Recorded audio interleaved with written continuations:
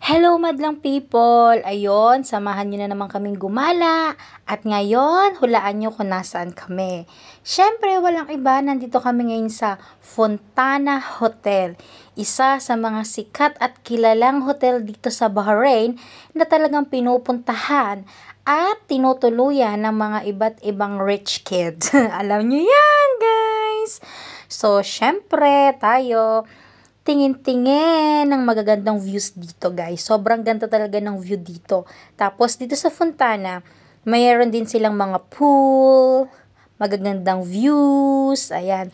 So ipapakita ko sa inyo lahat ng views around Fontana Hotel. So ayan yan yung mga nakapaligid sa hotel ng Fontana.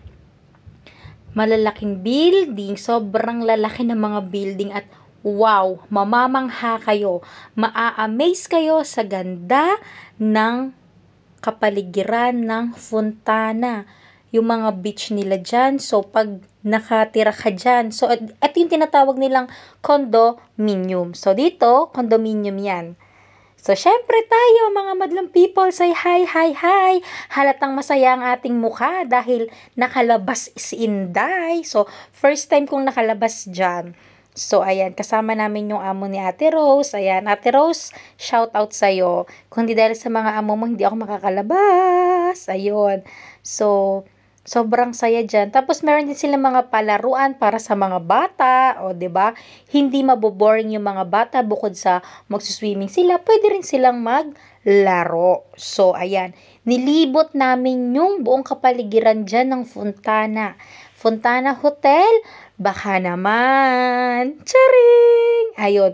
So, basta nilibot namin ni Ate Rose yung kapaligiran ng Fontana para makita namin yung ganda. O, di ba napakahaba nung land nung Fontana? So, nilakad namin yan. Actually, paikot yan. At mahaba talaga tong video na to kasi nga inikot namin yung place nung Fontana. So, ayun. So, hindi ko naman sa ini-advertise yung Fontana Hotel, 'di ba? Pero diyan kasi kami nagpunta. So, gusto ko lang din na makita ninyo yung ganda ng view, ganda ng place, 'di ba? So, ayun. So, masaya naman ako. Sobrang saya ko ng mga araw na 'yan. Kahit na gabi na, 'di ba? Kahit late na kaming umuwi, okay lang. Sobrang saya.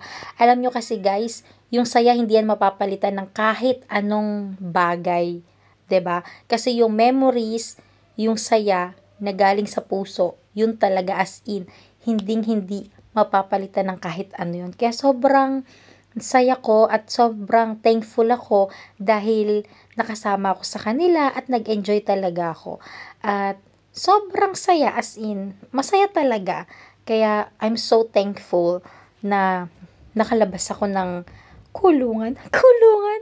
Charing! Siyempre, ayun. So, basta napakaganda dyan. Wala naman ako ibang masasabi kundi napakaganda. So, ayun lang. Salamat. Sana nag-enjoy kayo madlang people sa ating munting kwentuhan. At ipinakita ko sa inyong magandang view dito.